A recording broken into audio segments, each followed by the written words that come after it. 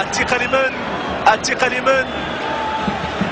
بمعمر والعسكري، بمعمر في التنفيذ يضيع بالفعل لاعب شاب الثقة، والحكم يأمر بإعادة تنفيذ الضربة الترجيحية ولا؟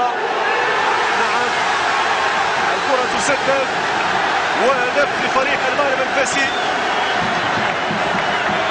هدف لفريق المغرب الفاسي 3-2.